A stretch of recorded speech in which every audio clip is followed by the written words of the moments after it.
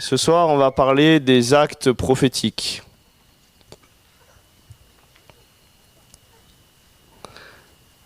Il y en a peut-être qui se demandent, mais qui sait, comme moi, quand je suis arrivé dans les assemblées, je me suis dit, mais qu'est-ce qu'ils font tous là? Il y en a certains avec leur drapeau ou quoi, et ils sont tarés ou quoi? Il nous a appelés à être des majorettes prophétiques ou qu'est-ce qui se passe? Et moi, je jugeais un peu ces choses parce que je me suis dit, mais attends, mais c'est quoi ce délire? Non, je suis un bonhomme, je vais pas me mettre à danser là comme ça, voilà. Et je voyais des hommes qui commençaient à danser, à gesticuler, tout ça. Je me suis dit, mais qu'est-ce qu'ils font? C'est pas moi, ça sera jamais pour moi, Seigneur. Tu me demandes pas de faire un truc comme ça, c'est pas possible. Et je comprenais pas pourquoi il y avait certains décrets, certains actes. Et puis, au début, le Seigneur, en plus, il a mis le paquet. Il m'a attiré que dans des lieux qui étaient ouverts au prophétique. Et moi, je venais de me convertir. Donc, imaginez. Déjà, quand tu vois dans la Bible Jonas qui se fait gober par une baleine et recracher à un endroit, moi je me suis dit, ils ont pris plus de drogue que moi, ils sont tarés les chrétiens. Ils croient ça, ils croient ce Dieu-là. Normal, il se fait gober par un poisson, recracher à un endroit, tout va bien. Alors quand je suis arrivé, que j'ai commencé à voir des danseuses, des hommes qui dansaient, machin et tout, je me suis dit, mais qu'est-ce qui se passe avec des bannières, youh, avec des voix bizarres, des parler en langue et des trucs comme ça. Je me suis dit, mais je suis où? Est-ce que c'est de Dieu tous ces trucs-là?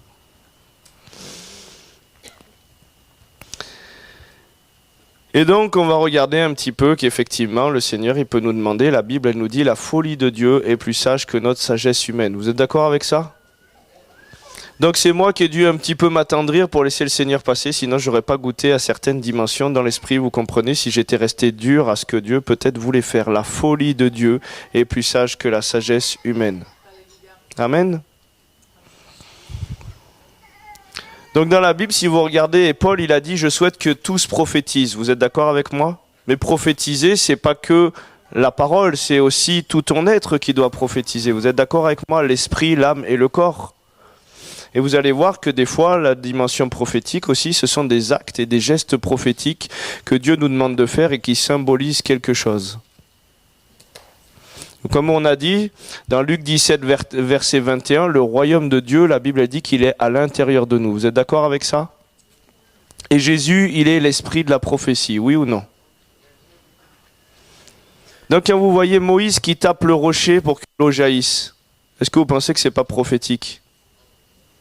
Eh bien, le mot, le bâton, ça a la même notion que la croix. Et est-ce que la croix, Jésus, ne veut pas taper le rocher de ton cœur pour que l'eau jaillisse?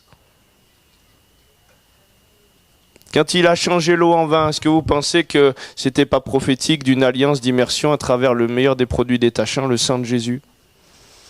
Est-ce que vous pensez que le serpent cloué au bois au désert, c'était pas prophétique de la croix où il dit il est venu pour détruire les œuvres du diable, il a cloué l'acte des ordonnances qui nous condamnait à la croix?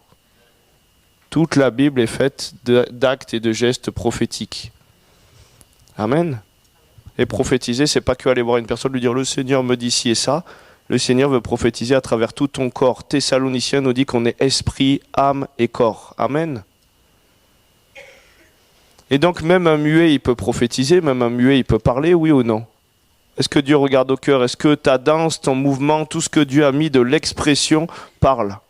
Il y a bien un langage des signes, vous êtes d'accord aussi?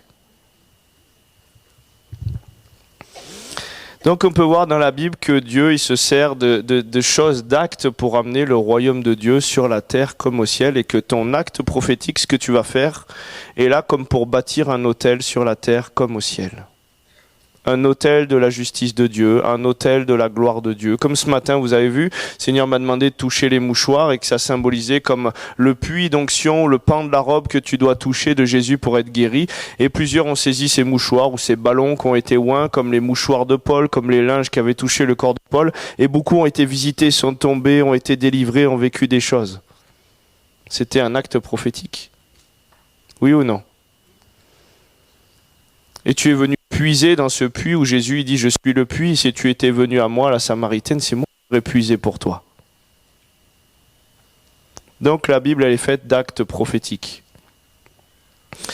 Et vous allez voir qu'il y a des foufous dans la dimension prophétique, dans la Bible. Donc on a, je pense, un champion du monde, le prophète Jérémie. Lui, pas mal, déjà.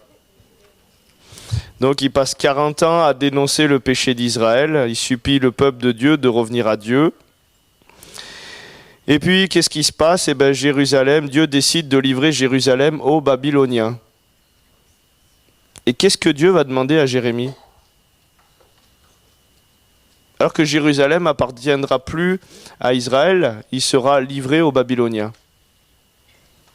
Eh bien, il lui demande de faire un acte prophétique et il lui demande d'acheter une terre. Oui ou non? On peut voir dans Jérémie 32, verset 7. Le Seigneur s'adresse à Jérémie, voici, Hanamel va venir vers toi pour te dire, achète mon champ qui est à Anathoth, car tu as le droit de rachat pour l'acquérir. Et en fait, prophétiquement, Dieu il est en train de dire qu'en achetant ce champ, il va amener la libération de Jérusalem. Il va faire revenir son peuple. Vous êtes d'accord avec ça? Et donc, il y a quoi? Il y a un acte prophétique qui paraît insensé, puisque le prophète Jérémie, il meurt et il ne voit pas cet acte se passer. Mais il y a quelque chose qui s'est passé dans l'esprit. Est-ce que vous comprenez?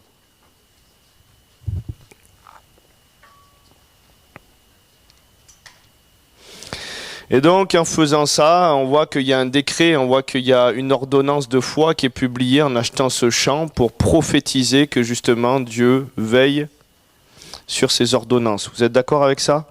Jérémie 32, 17, rien n'est trop extraordinaire pour toi, Seigneur. C'est ce que dit Jérémie. Et c'est ce qu'il déclare aussi à travers ces choses-là. Jérémie 32, 27, est-ce qu'il y a quelque chose de trop extraordinaire pour moi?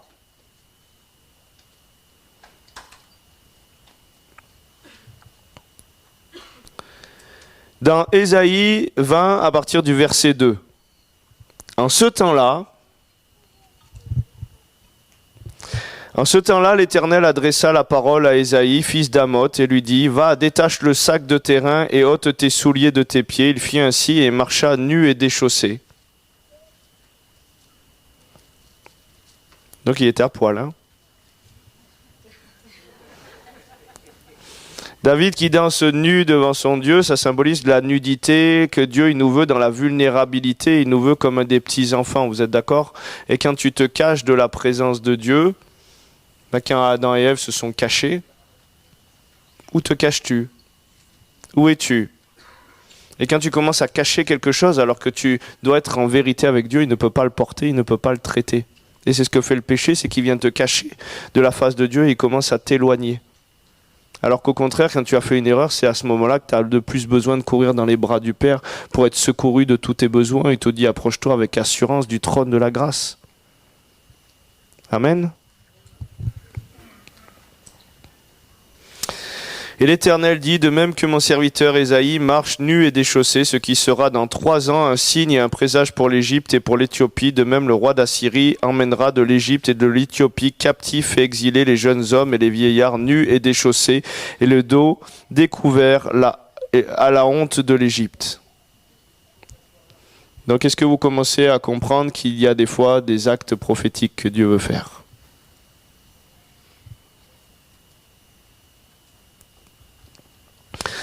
On trouve Paul, acte 21, versets 10 à 14. L'apôtre Paul, après avoir vraiment beaucoup voyagé, qu'est-ce qu'il veut faire? Il veut retourner à Jérusalem. Pendant le voyage, il voit que les signaux ne sont pas bons. Arrivé à Tyr, des disciples inspirés par Dieu, ils vont vivement lui déconseiller de continuer son voyage.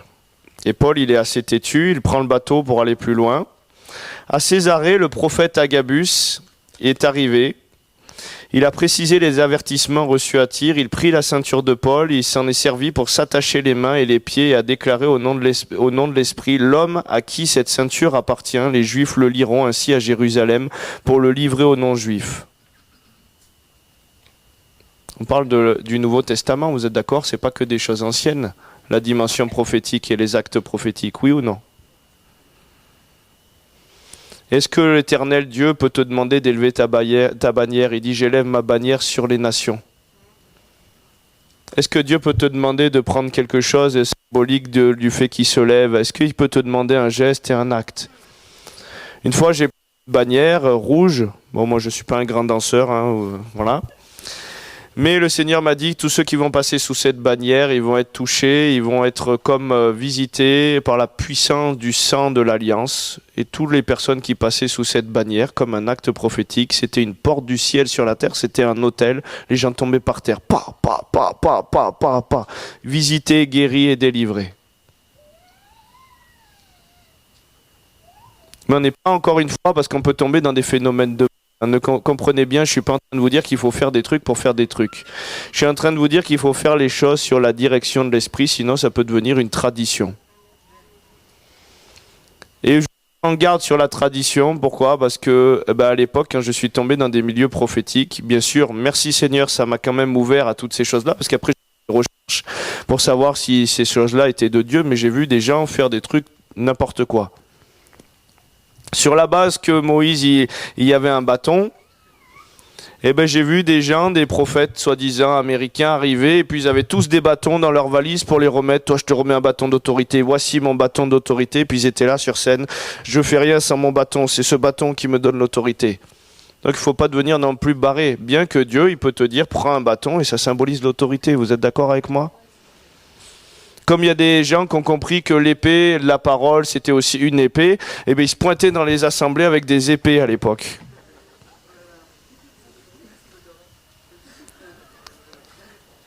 Donc là, on agite les bannières, ça va, mais allez agiter les épées. Vous allez voir s'il ne vous faut pas de la foi un peu pour fonctionner. Donc, c'est pas parce qu'on peut le faire qu'il faut le faire. Ça va ? Et la puissance de Dieu se manifeste parce que c'est lui qui donne la direction. En lui, nous avons la vie, le mouvement et l'être. Moi, je crois qu'on peut danser comme David. Moi, je crois qu'on peut se prosterner dans la présence de Dieu. Moi, je crois qu'on peut élever la bannière. Moi, je crois que Dieu peut te dire, prends un bâton et tape sur le sol. Une fois, j'étais chez des personnes et il y avait des esprits qui se manifestaient dans la maison. Et je dis, Seigneur, qu'est-ce que je dois faire? Et puis, d'un coup, je me mets à genoux. Et mes mains deviennent comme des marteaux piqueurs.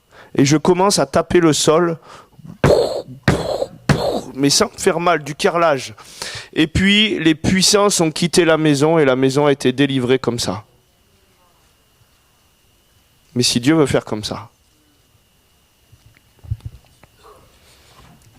Donc dans la gloire de Dieu, tu te feras pas mal. Et j'ai mis des coups pendant un quart d'heure.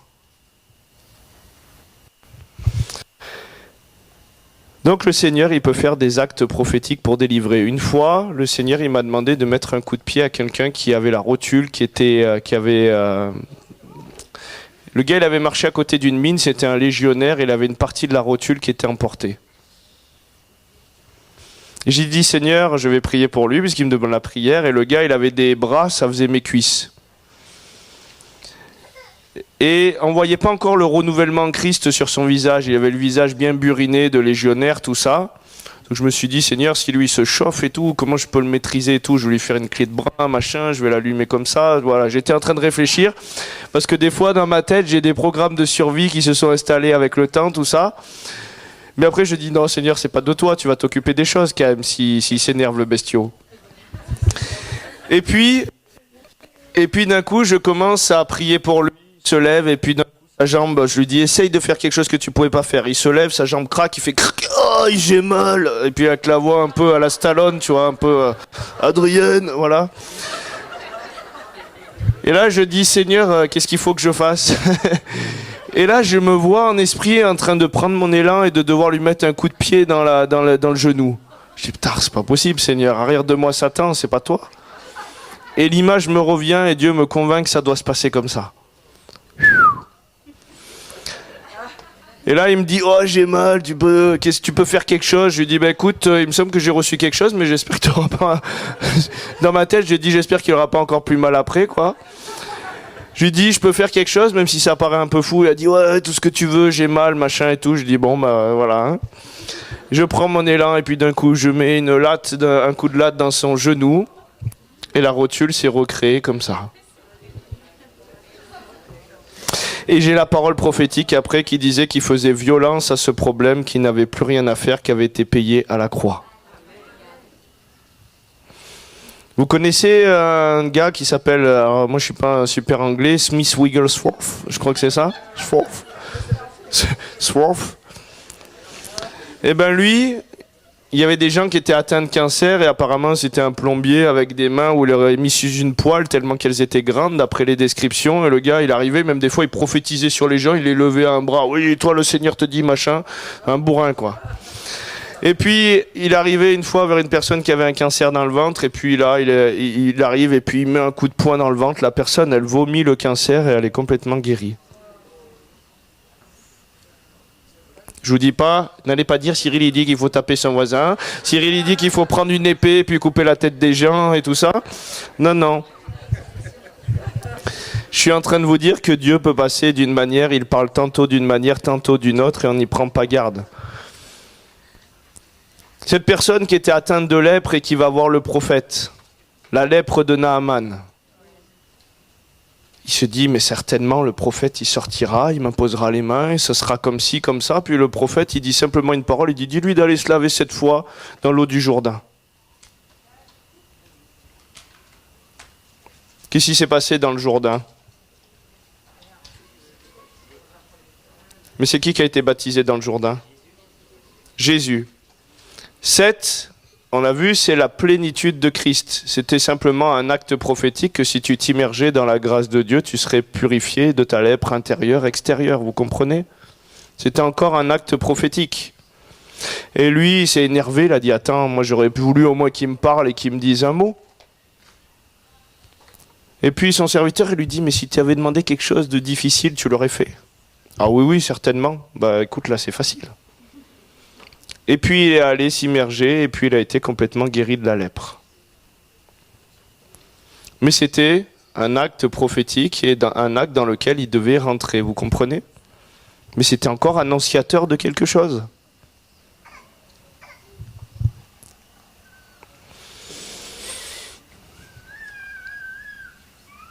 Donc qui veut un coup de poing aujourd'hui? Levez la main? Non, je rigole, hein, ça va.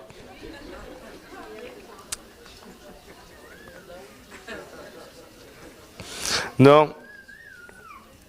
Et puis on retrouve aussi Jérémie, toujours lui. Jérémie 13 à partir du verset 1 jusqu'à 11. Ainsi m'a dit l'Éternel, va et achète une ceinture de lin et mets-la sur tes reins. Et la Bible, elle nous dit qu'il ceint nos reins de force. Vous êtes d'accord? Parce que l'Éternel veut être notre force. L'Éternel a fait alliance avec nous. Une ceinture, on a scellé quelque chose. Vous êtes d'accord avec moi? Va et achète une ceinture de lin, mets-la sur tes reins, ne l'introduis pas dans l'eau, j'achèterai la ceinture selon la parole de l'Éternel et je la mis sur mes reins. Et la parole de l'Éternel me fut adressée une seconde fois en disant, prends la ceinture que tu as achetée qui est sur tes reins, lève-toi, va à l'Euphrate et cache-la là dans une fente d'un rocher. J'y allai, je la cachai près de l'Euphrate comme l'Éternel m'avait ordonné. Après plusieurs jours, l'Éternel dit, lève-toi, va à l'Euphrate et prends de là la ceinture que je t'ai ordonné de cacher. J'allai au fleuve d'Euphrate et je creusai, je pris la ceinture de l'endroit où je l'avais cachée. Et voici la ceinture était pourrie, elle ne servait plus à rien. Ils avaient abandonné l'alliance. Et la ceinture était pourrie, elle ne servait plus à rien. Alors la parole de l'Éternel fut adressée en disant, ainsi parle l'Éternel, c'est ainsi que je détruirai l'orgueil de Juda et l'orgueil de Jérusalem, ce peuple mauvais qui refuse d'écouter mes paroles, qui marche dans la mauvaise tendance de son cœur et qui suit d'autres dieux pour les servir et se prosterner devant eux, sera comme cette ceinture pourrie. Car de même que la ceinture est liée au rein de l'homme, ainsi je lierai tout Israël et tout Juda à moi, dit l'Éternel, afin qu'il soit mon peuple, mon nom, ma louange, ma gloire. Mais ils ne m'ont pas écouté. Donc est-ce qu'il peut y avoir des actes et des gestes prophétiques? Je le redis, pour ouvrir, Dieu veut élargir l'espace de notre tente. Parce que des fois, on juge des actions de Dieu sans avoir à demander à Dieu s'il y était. Et juger une action de Dieu et attribuer une œuvre de Dieu à Satan, ça se rapproche d'un blasphème contre le Saint-Esprit dans la Bible. Vous comprenez? Qui c'est qu'on trouve aussi dans la Bible? Osée. Qu'est-ce qu'il fait le prophète Osée? C'est Osée ce qu'il va faire. Voilà. Eh bien, on peut voir dans la Bible qu'il va épouser une prostituée. Alors que normalement, on ne doit pas se marier dans une alliance de prostitution. Oui ou non? Celui qui épouse la prostituée, il fait un avec la prostituée. Mais pourquoi il doit épouser une prostituée? C'est prophétique et annonciateur de la fidélité de Dieu malgré la prostitution de son peuple. N'allez pas dire, Cyril, les gars, il nous a dit, c'est bon, on peut y aller, allez, yallah. Non, j'ai pas dit ça. Mais sur la parole de Dieu, c'était annonciateur de quelque chose. Vous êtes d'accord avec moi? On trouve un autre foufou aussi, Ézéchiel, dans Ézéchiel 4. Qu'est-ce qu'il fait? Donc Ézéchiel, il doit dessiner Jérusalem sur une brique. Tiens, ça parle, il y a des gens qui font des peintures prophétiques, qui font des choses, des fois que Dieu peut te demander d'appeler à l'existence alors qu'elle n'existe pas parce que Dieu est en train d'amener quelque chose. C'est pas des peintures des fois que juste pour faire beau et révéler la gloire de Dieu, c'est des fois une peinture, un écrit, une trace que Dieu va être en train de poser un autel et amène quelque chose sur la terre comme au ciel. Vous êtes d'accord avec moi ? Et donc, qu'est-ce qu'il fait? Donc, il doit dessiner Jérusalem sur une brique, placer des remblais autour d'elle et mettre une poêle de fer entre la brique et lui afin de l'assiéger. Ensuite, il doit se coucher sur son côté gauche et prendre le péché d'Israël pendant 390 jours.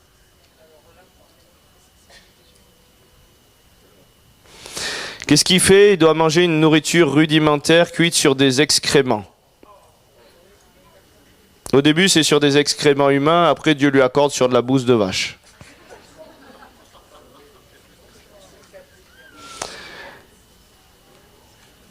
Ensuite, Ézéchiel, il doit se coucher sur son côté droit afin de prendre le péché de Juda pendant 40 jours. Et il doit prophétiser contre, menacer Jérusalem. Il crie contre cette brique.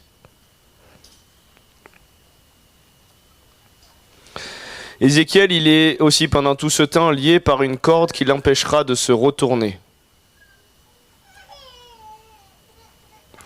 Donc qu'est-ce qui se passe? Le but c'est de faire comprendre au peuple que dans le futur ça va être très douloureux et qu'il va y avoir un état de siège à cause du péché et finalement le royaume et la fin du royaume de Juda.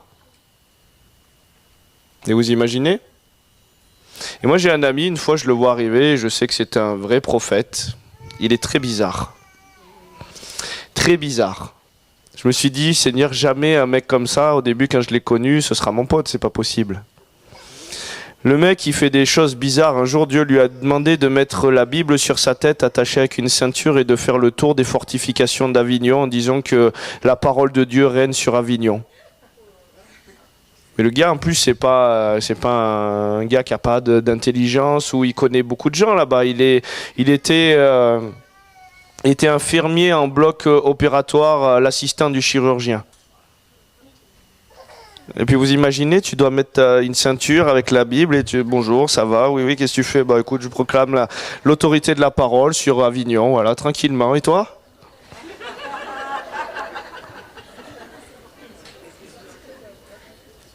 Et puis des fortifications récemment ont commencé à s'écrouler de Avignon, des murailles.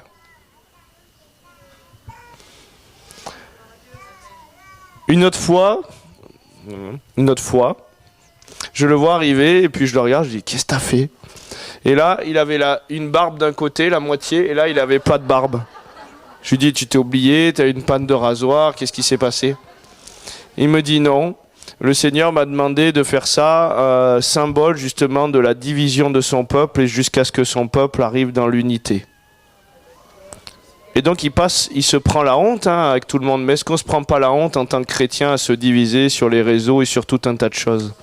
Eh bien, en son corps, il porte l'intercession et le poids du regard des autres et toutes ces choses-là dans son corps. Et on pourrait se dire, mais il est un peu barré quand même. À ce moment-là, dans le monde, il y a d'autres prophètes qui ont reçu de faire exactement la même chose. Qui veut être prophète aujourd'hui? Levez la main. Et si tu te dis de te raser la moitié de la tête comme ça, alors que t'es une fille, est-ce que ça va?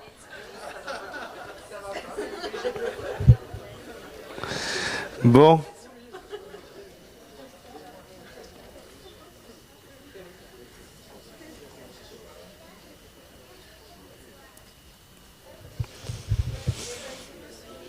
Donc, Donc, est-ce qu'il y a des choses qui peuvent paraître folles pour l'intelligence humaine dans la Bible ?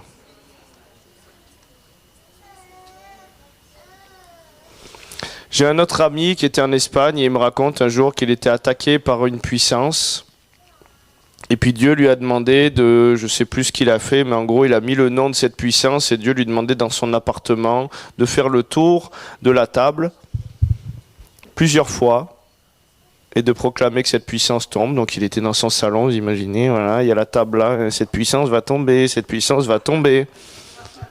Et bien la délivrance s'est opérée comme ça et les choses ont quitté et tout est arrêté. Les linteaux des portes avec le sang, symbolique de la porte qui est Jésus, où il a oint, et la mort ne nous touche point pour ceux qui sont passés à travers le sang de l'Alliance. Vous êtes d'accord avec ça ? Moïse qui lève le bras en l'air, Israël est le plus fort. Est-ce que des fois Dieu peut te demander pendant la louange, l'intercession, de faire un geste, de faire un acte prophétique, symbole de l'autorité, de la seigneurie de Dieu, ou de la persévérance, ou de garder un positionnement ?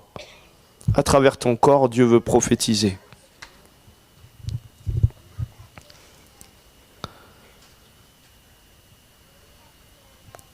L'armée égyptienne oppresse le peuple de Dieu et Dieu fraye un chemin. Est-ce que Dieu t'a pas frayé un chemin et que c'était pas prophétique et annonciateur à travers l'eau du baptême que tu vas rentrer dans la terre promise ?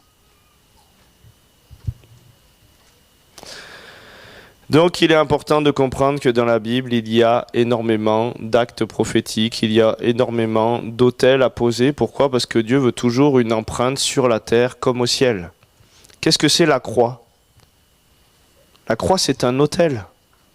Il était question de bâtir des autels à l'Éternel, vous êtes d'accord ? Mais la croix, c'est un autel. Sur un autel, il y a quelque chose qui est sacrifié. Jésus a été sacrifié. Le sang a coulé. Et la terre a été lavée parce que cet autel est actif, vous comprenez ? Dieu amène les choses sur la terre comme au ciel.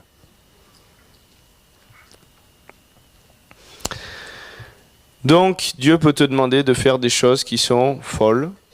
Dieu peut demander de jeter, je sais pas moi, telle ou telle chose à la surface de l'eau, jette ton pain et au temps convenable, tu le retrouveras.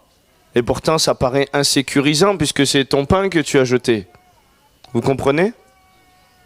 Mais Dieu va nous demander de faire des choses, des fois, qui échappent à nos raisonnements humains. Oui ou non ? Donc, la Bible, il est question d'actes prophétiques. Maintenant, encore une fois, je le dis, si Dieu ne t'a rien dit, moi j'ai autant vu des gens où Dieu leur a dit, va et pose ton pied sur ce terrain et déclare que Dieu te donne cette maison. Mais c'est Dieu qui leur a dit. Parce que j'ai vu les mêmes chrétiens qui ont entendu ce message, ils y sont allés, ils ont posé leurs pieds sur des parcelles qu'ils voulaient, et puis aujourd'hui ils posent toujours le pied, il n'y a rien qui se passe. Si Dieu ne t'a pas dit, il ne se passe rien. Je le dis ça pour éviter qu'on tombe dans des traditions. Dieu, il est le Dieu de la parole qui t'envoie, et c'est sur cette parole que tu vas marcher sur l'eau. Si Dieu ne t'a rien dit, tu n'as pas la foi nécessaire pour marcher sur l'eau, il ne se passe pas le miraculeux qui envahit la matière. Ça va ? Mais Dieu peut te guérir, Dieu peut te délivrer à travers des choses folles. En Suisse, récemment, Jean-Michel, que vous connaissez peut-être avec le livre où on a écrit ensemble, on suit une sœur, et puis cette sœur, il lui a fait, avec une pince Monseigneur,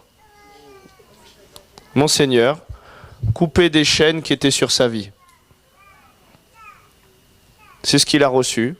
Là, elle m'a envoyé son témoignage de tout ce qu'elle vit depuis qu'elle a coupé les chaînes une à une, c'est délivrance, guérison ou quoi, et ça devait se symboliser comme cet acte-là, avec une pince Monseigneur. C'est pas beau comme image ?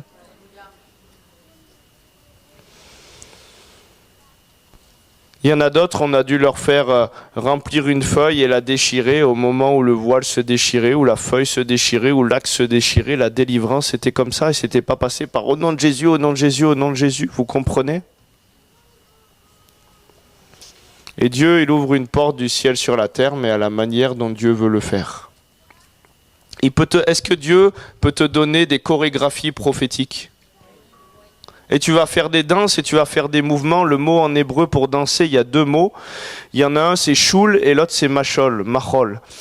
Choul, ça veut dire enfanter, mettre bas, tourner d'une manière circulaire. Et moi, j'ai déjà vu à l'époque, dans les lieux prophétiques, je voyais des gens qui arrivaient, ils faisaient « Oh !» Je me suis dit, ça y est, les petits Indiens, ils sont tarés. Et puis les gens commençaient à tomber quand ils s'approchaient d'eux dans ce mouvement. Ils commençaient à ça. Dieu peut te donner des chorégraphies prophétiques qui vont révéler le cœur de Dieu. Je l'ai vu en Colombie quand j'y suis allé. Il y a des jeunes qui dansaient, qui avaient reçu des chorégraphies du ciel. Les gens venaient à la conversion juste sur ces chorégraphies-là. Dieu peut te donner des peintures prophétiques. Il est créateur, il peut passer par ces choses-là. Dieu peut te donner des sonorités, des notes, des accords, des trucs nouveaux, simplement parce qu'il est créateur, il a voulu qu'on soit créatif. Vous êtes d'accord avec moi? Dieu appelle les choses à l'existence qui n'existent pas comme si elles étaient. Dieu peut te demander d'amener tes quelques pains et tes quelques poissons pour la multiplication. Et ça nous parle de la multiplication en Christ. Multipliez-vous. Je voudrais simplement faire témoigner, avant de prier aussi ce soir, Nathalie qui a parlé tout à l'heure. Vous avez vu, elle a bien parlé. Merci Seigneur pour ta grâce et merci pour les femmes qui se lèvent. Je voudrais la faire témoigner parce qu'un jour, elle nous demandait de prier pour sa maman qui avait un souci et Dieu lui a demandé de faire, ou en tout cas elle a été convaincue de faire comme un geste prophétique. Et si tu peux raconter l'histoire, le témoignage qui s'est passé, parce que je suis sûr, j'ai demandé à Dieu, j'ai dit qu'est-ce qui s'est passé, on me priait pour ça, mais je suis sûr que c'est cet acte-là qui a débloqué la situation.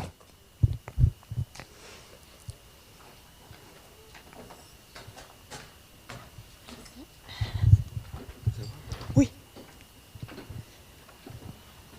Alors, bonjour. Bon, d'habitude, je suis très longue quand je parle, mais je vais aller droit au but. Et en fait, effectivement, ma maman avait une occlusion intestinale il y a 3 ans. Et comme elle était assez âgée, elle est toujours en vie, mais elle avait 87 ans il y a 3 ans. Et à cause de son âge et des risques que représentait une opération, donc on n'allait pas l'opérer. Et apparemment, à la radio qu'on lui avait fait passer, elle avait l'équivalent d'une, je répète les mots du chirurgien à l'époque, d'une balle de ping-pong dans ses intestins. Et au dire du chirurgien qui s'occupait d'elle, il y avait très peu de chances que l'occlusion intestinale passe d'elle-même. Et donc pas d'opération. Et donc la solution, c'était les soins palliatifs. Et voilà. Et voilà, c'était une période encore, il y a 3 ans, où Richard devait partir au Togo. Et donc, comme on me disait que vraisemblablement ça allait être à la fin, Richard ne savait pas finalement s'il allait partir au Togo et s'il allait me laisser, enfin, il voulait pas me laisser seule face à l'éventuel départ de ma mère. Et donc, bon, un samedi soir, après une semaine où ma maman était à l'hôpital, elle avait juste une sonde gastrique, elle avait beaucoup maigri. Voilà. Un samedi soir, avant de me coucher, tout d'un coup, j'ai cette pensée qui me traverse la tête, et cette pensée me dit Richard, il va pas pouvoir partir au Togo, parce que ma mère, en fait, soi-disant, avait un calcul, donc elle avait une sorte de caillou. Hein. Donc je me suis dit, j'ai eu cette pensée, Richard ne va pas partir au Togo parce que ma mère a un calcul, a un caillou dans ses intestins. Et tout d'un coup, je me suis levée, il était minuit à peu près, je me revois, je me suis levée, et je me suis dit, mais je vais aller voir, est-ce qu'il y a un lien entre le caillou et le Togo ? Et j'ai commencé à faire des recherches sur Internet et je suis tombée sur une page qui s'est ouverte et qui avait pour titre La pierre blanche, la cérémonie de la pierre blanche et du Togo. La cérémonie de la pierre blanche au Togo. Et j'ai commencé à lire. Et donc je ne vais pas vous expliquer ce qu'est la cérémonie de la pierre blanche au Togo, mais ça impliquait de la sorcellerie, des pratiques vaudou, et voilà, plein de choses comme ça. Je repars me coucher, je dis à Richard, il était à peu près 1h du matin, je dis « Oh, tu te rends compte, il il y a la pierre blanche, c'est lié à la sorcellerie, ma mère elle a un caillou dans les intestins, tu vas pas pouvoir partir au Togo. Puis il me dit bon écoute, tu me raconteras ça demain. Et j'ai dit d'accord. Et le dimanche matin, je me lève et alors que je fais ma vaisselle, j'ai la pensée de nouveau, une pensée qui me vient et qui me fait dire prends un marteau et casse un caillou de ton jardin. Et donc j'ai dit à Richard, va me chercher un marteau. C'est pas grave si tu penses que je suis folle. C'est vrai. Et j'ai terminé ma vaisselle. Il m'a apporté la massue qui était derrière. Là. Il est allé marcher. Et moi, j'ai pris ma massue. Et je suis allée dans mon petit jardin. Là. On habitait au Toronnet, pour ceux qui nous connaissent. Et donc, j'ai pris une pierre, n'importe laquelle. J'ai mis sur une autre grosse pierre. Et j'ai dit, dans le nom de Jésus-Christ maintenant, calcule, je te brise. Dans le nom de Jésus-Christ maintenant, j'ordonne que cette occlusion intestinale passe et qu'elle disparaisse du corps de ma maman. Et ça, c'était le dimanche. Et je suis allée voir ma maman le dimanche. J'ai brisé le caillou. Oui, j'ai brisé le caillou. J'ai fait cette prière et j'ai brisé le caillou. Et le dimanche après-midi, donc ma maman avait pu changer d'hôpital, hein, donc elle n'était plus dans le même hôpital, mais elle avait toujours sa sonde gastrique, elle ne mangeait pas, ça faisait une semaine qu'elle ne mangeait plus rien. Et en fin de journée, il y a un médecin qui était là de garde le week-end et qui m'a dit je pense que l'occlusion intestinale de votre maman est en train de passer et si demain c'est le cas, ça se confirme, on pourra lui donner du bouillon de légumes. Et l'occlusion intestinale de ma maman est passée à partir du dimanche soir. Voilà. Et ma maman n'est pas décédée. Elle n'est pas allée en soins palliatifs. Elle avait fait, l'équipe était venue, mais elle les avait envoyés bouler. Excusez-moi. Et Richard est parti au Togo. Amen, amen, merci. Je ne m'amuse pas forcément à casser les cailloux de mon jardin. Je veux dire, il n'y avait rien dans le marteau, on est bien d'accord, il n'y avait rien dans la pierre. C'était juste conduit de Dieu et voilà, c'est la manière dont Dieu voulait agir. Bon, vous avez compris. Voilà.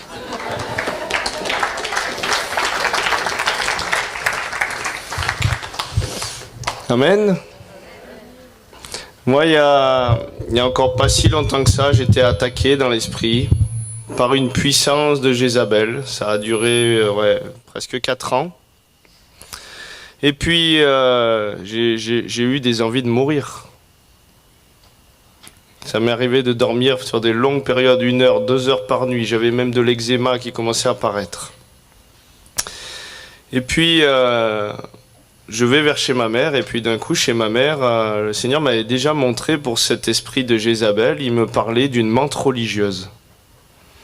La menthe religieuse, elle mange quelque chose d'une autorité, l'autorité de son mari, et puis manta religiosa, ça veut dire prophétesse religieuse, le mot de la menthe religieuse. J'étais attaqué dans l'esprit par une puissance, je parle d'esprit, et puis je vais à côté de ce rond-point, et il faisait avec des bouts de bois, des choses comme ça, il faisait des designs sur ces ronds-points. Et une des bébêtes qu'ils avaient fait, il y avait des fourmis, il y avait des trucs ou quoi, c'était une menthe religieuse. Et puis le Seigneur, à chaque fois que je passais sur ce rond-point, il me dit que je fais tomber l'autorité de sa tête. Et j'ai dû y passer des centaines de fois. Et donc à chaque fois que je passais, voilà, je coupe la tête de cette menthe religieuse. Et je repassais, je coupe la tête de cette menthe religieuse. Et je repassais, je coupe la tête de cette menthe religieuse. Au nom de Jésus. Et puis petit à petit, vous savez, c'était fait avec du bois fin qu'on peut mouiller, modeler, machin et tout. Et ça faisait un truc. Petit à petit, la tête de cette menthe religieuse a commencé à tomber. Si bien que la menthe religieuse a été détruite et qu'à la fin, derrière, qu'est-ce qu'ils ont fait? Ils ont mis des papillons derrière le renouveau. Et le Seigneur m'a dit, ça y est, c'est fini, cette puissance ne te touche plus. Est-ce que vous comprenez? Donc des fois, il y a des choses, il y a des gestes, il y a des actes à faire et le Seigneur, il t'amène et il te conduit à faire des choses qui ont l'air folles. suis allé dans une ville et puis le Seigneur il m'a demandé qu'il y avait un hôtel qui tenait la ville. Et puis je vais pour... le Seigneur m'a dit prends une fiole d'huile et tu la jettes sur cet hôtel et ce sera comme mon sang qui va venir laver cet hôtel. Et puis ce jour-là, le jour où je décide d'y aller, alors je suis dans la rue, je fais rien, le soir tu as le droit de marcher, je me fais arrêter par la police. Et puis il commence à me dire qui vous êtes, vous faites quoi, vous allez faire quoi? Je dis c'est bizarre, attends, je suis juste en train de marcher dans la rue, j'ai rien fait, tranquille. Et puis là ils sont un peu agressifs. Et je comprends qu'en fait, du coup, derrière cet hôtel, la puissance territoriale du lieu commence à réagir et déranger. Et puis ils partent, et puis je fais mine de m'en aller du lieu, voilà. Et puis je reviens derrière et je commence à asperger, je fais le tour, le nombre de fois que Dieu me demande en aspergeant à travers cette huile le sang de Jésus. Et c'était l'idée de briser l'esprit de pauvreté sur la ville. C'était une ancienne ville minière tenue par un gars qui était franc-maçon. Il y avait justement son hôtel qui tenait la ville. Et je suis allé faire de l'intercession là. L'immobilier derrière, il a commencé à augmenter. Mais en un rien de temps, les maisons prenaient 20-30 000 euros. Donc le Seigneur, il peut te demander de faire des actes prophétiques. Une autre fois, j'ai travaillé en mairie aussi. Et le directeur général des services, il était franc-maçon, responsable d'une grande loge à Marseille. Et puis un jour, le Seigneur, il me dit, tu rentres dans le bureau, et il avait la statue d'Horus, vous savez, les trucs égyptiens, les machins dans son bureau en grand, c'était un magouilleur pas possible, des mafieux venaient signer des contrats et tout ça. La mairesse, c'était pas mieux.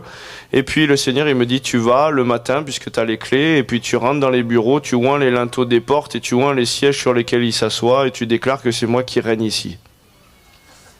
Et il y avait la grande pyramide, c'était le monument devant la ville qui était sur la place publique en face de la porte de la ville qui représentait justement leur hôtel de franc-maçonnerie. Et puis j'ai parlé contre l'hôtel, comme la Bible le dit, j'ai fait ces actes prophétiques, ces gestes. La mairesse, ce jour-là, elle est rentrée dans la mairie, les gens la prenaient pour une folle, elle courait, elle savait pas pourquoi, elle savait pas ce qu'elle disait aux gens, elle était complètement confuse, une puissance était ébranlée. Je suis retourné alors que cette pyramide, c'était aussi la fontaine de la ville, donc un monument qui avait coûté une blinde et qui ne voulait surtout pas enlever, c'était la fierté de la ville. Je suis retourné aujourd'hui, cet hôtel est rasé complètement, il n'existe plus, la place est plate. Il nous a donné des clés pour ouvrir et pour fermer. Et des fois, Dieu peut t'envoyer à faire des gestes, à faire des actes. Donc aujourd'hui, si tu n'avais pas l'habitude de te dire pourquoi ces gens dansent, pourquoi ces gens font ci, pourquoi ces choses-là, pourquoi la joie, pourquoi ci, pourquoi ça, eh ben le Seigneur, il peut t'amener à faire des gestes, des actes prophétiques, à danser pour lui, à avoir quelque chose qui porte un poids d'intercession, qui porte le reflet de ce qu'il est en train de faire au ciel. Ça va ? Et donc tu pourras même peut-être intercéder. Une fois j'ai une femme dans une conférence qui se met en face de moi. Et puis elle me regarde droit dans les yeux et puis d'un coup elle se met à pleurer, à éclater en sanglots. Et là, je dis mais c'est pas possible, qu'est-ce qu'elle a? Elle me regarde, elle pleure, elle est pas bien, il faut que je fasse quelque chose, je sais pas. Et puis elle pleure comme ça mais pendant 5 minutes. Puis je me dis c'est bizarre quoi, peut-être qu'elle a un problème, voilà. Et puis à la fin, elle s'essuie les yeux, elle me regarde et elle me sourit comme ça. Et je sens l'onction qui me tombe dessus. Et moi je lui dis merci. Et en fait, comme le Dieu il a prié qu'on soit un, quand on est membre complémentaire du corps, à travers son corps, elle était en train d'expulser quelque chose que moi je n'arrivais pas à exprimer parce que je ne pleurais plus depuis des années, parce que je m'étais endurci avec les coups de la vie, tout ça. Et elle avait exprimé quelque chose que je n'arrivais pas à sortir. Est-ce que vous comprenez ? Est-ce que Dieu peut passer comme ça? Donc le Seigneur, il nous appelle à nous lever aussi dans cette dimension et à comprendre que la folie de Dieu est plus sage que ta sagesse humaine. Et si tu fermes la porte à certains aspects de Dieu, eh ben tu vas vivre ce que tu as toujours vécu aujourd'hui.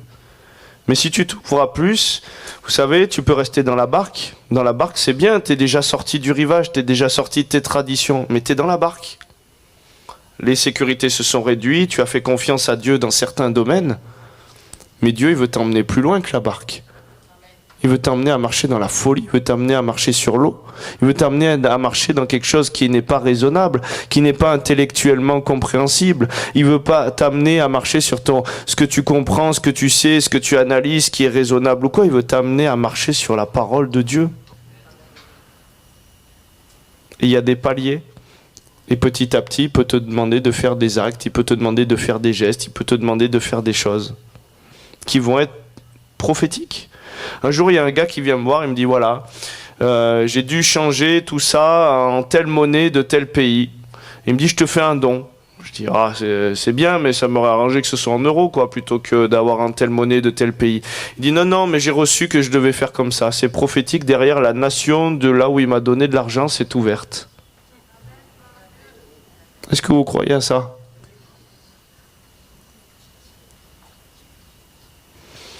Donc encore une fois, je le dis, pour qu'il y ait un équilibre, c'est pas parce qu'il y a des choses barrées qu'il faut être barré. Comme ce gars-là, parce qu'il a compris que le lion de Juda, que Paul il souffrait les douleurs de l'enfantement, que le mot danser veut dire enfanter, mettre bas, trembler, tournoyer d'une manière circulaire. Donc c'est pas parce que tu peux faire tout ça dans l'onction de Dieu que tu dois le faire. Et un jour j'ai vu une femme, mais un peu déséquilibrée. On était en réunion associative, parce que dans la réunion associative, il faut faire une réunion avec les responsables pour voir comment on va dans l'association. Vous savez, maintenant, c'est très encadré, donc c'est de la paperasse. Moi, ça me branche pas ces trucs-là, mais on est obligé d'y passer.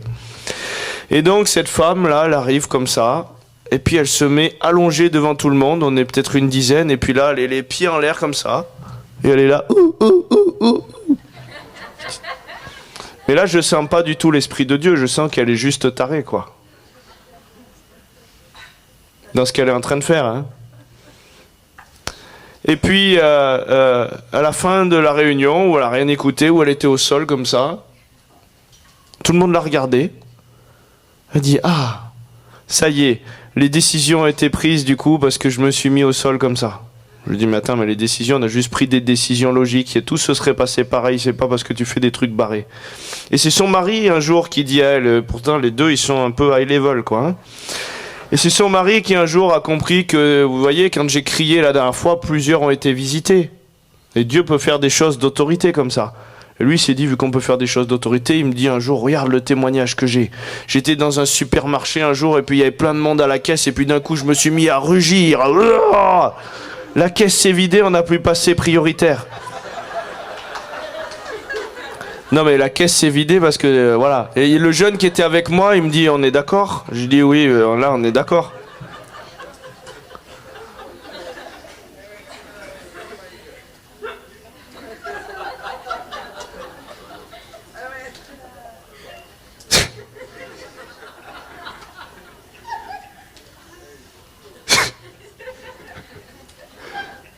Non mais il y a des gens qui sont loin quand même, hein, Seigneur, merci pour ta grâce.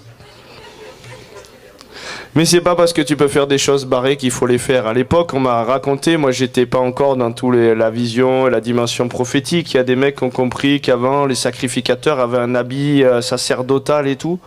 Et les mecs, ils arrivaient apparemment, moi j'ai pas vu, hein, mais on m'a dit, ils arrivaient avec les capuches et tout, ils rentraient comme si c'était le staff prophétique, tu vois, avec les capuches et tout, les grandes stars sur le ring. Nous sommes sacrificateurs selon l'ordre de Melchisédek et tout, et nanana. Mais l'onction et le manteau qui repose sur toi, il est spirituel. T'as pas besoin de forcément annoncer ou de porter un drapé. On est bien d'accord. Est-ce que Dieu peut te demander de faire ? Oui. Mais quand tu viens à toutes les conférences avec un truc comme ça, il y a un souci, quoi.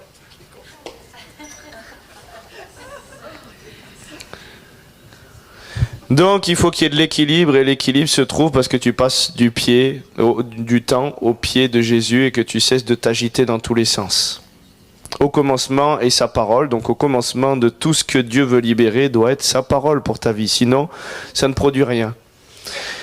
Et moi je le dis pour mettre en garde, il faut faire attention à pas tomber dans des phénomènes de mode, parce qu'il y a des livres qui sont écrits sur les bannières, sur ci, sur ça, et moi je suis en train de faire un enseignement qui va peut-être amener de l'équilibre là-dessus, parce que beaucoup de versets qui sont sortis, des fois sont sortis des contextes. Christ est notre bannière. Christ est mort à la croix et c'est mis comme un autel, et cette bannière qu'on peut voir, c'est Christ aussi. Et la vision, c'est que celui qui nous a vu le Père. Vous êtes d'accord avec moi ? C'est pas parce qu'il y a eu des gestes prophétiques qu'on voyait tous les apôtres se mettre à danser en plein désert, les petits Indiens. Donc c'est pas parce qu'il y a des bannières ou qu'il y a des choses qu'on peut faire qu'il faut le faire sous la conduite du Saint-Esprit. Dieu peut t'amener à faire des choses. Oui ou non? Et puis il y a des mandats, il y en a un, sa sensibilité va être comme ça, l'autre va être comme ça. Moi j'aime bien la guitare. Mais je suis pas quelqu'un qui va aimer forcément, je sais pas moi, tel style d'instrument. Donc vous êtes appelés à faire ci, vous êtes appelés à fonctionner comme ça, parce que vous êtes des pierres vivantes et non pas des briques moulées. Et je mets en garde parce qu'aujourd'hui le mouvement des bannières où on nous dit oui le renouveau des bannières, il n'y a pas de souci les bannières, mais ça a toujours existé le renouveau des bannières, il y a toujours eu des bannières dans les milieux prophétiques. Mais encore faut-il que ce soit équilibré, sinon ça peut devenir comme le mouvement des bâtons. Et du coup chacun arrive avec son bâton d'autorité, puisqu'il y a un bâton au berger, tiens toi t'es un berger selon machin, tiens ton bâton d'autorité, il y en a qui arrivent avec des épées, tiens je te donne l'épée de la parole, et puis voilà, et puis ça donnait des phénomènes de mode qui ne produisaient rien du tout. Donc que les bannières ne deviennent pas un phénomène de mode non plus. Ça va ? La dernière fois, je rigolais, vous savez, j'étais en Ardèche et puis d'un coup, je me mets dans l'eau à danser avec les pagaies comme ça. Et je dis, voilà, le mouvement des pagaies prophétiques. Mais Dieu peut te demander de faire quelque chose comme ça. Moi, j'ai pas de souci avec la créativité. Vous savez, dans les milieux de teuf, il y en a qui faisaient des bolasses, les boules enflammées, là, qu'ils étaient en train d'y danser avec. Est-ce que Dieu peut faire des choses comme ça? Et c'est pas une bannière. Mais est-ce que Dieu peut t'amener à faire des choses nouvelles? Donc toute la créativité de Dieu peut se manifester, mais encore une fois, c'est qu'est-ce que Dieu te dit à toi? Qu'est-ce que Dieu t'a donné à toi? Parce que j'ai vu aussi des gens avec les bannières, quand j'ai fait venir Epi, mon ami d'Espagne, il luttait pour pas se faire aveugler par les bannières, il était comme ça, et puis à des moments, on a invité dans une salle des gens qui disaient « Oui, moi je suis conduit par l'esprit, danser avec les bannières », ils nous ont défoncé toute la toiture. Je dis « Ah bon, le Saint-Esprit fait ça ?»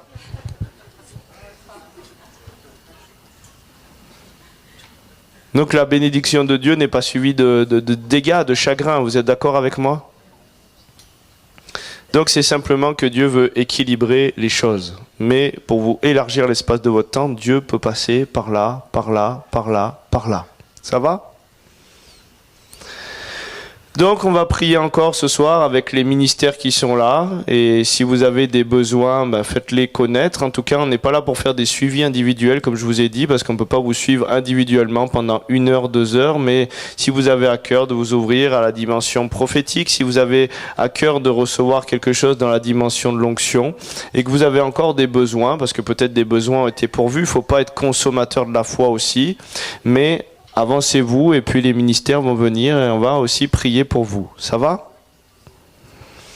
Donc si vous avez des besoins, voilà, je ne sais pas si les équipes de ministère peuvent s'avancer, comme ça on vous voit.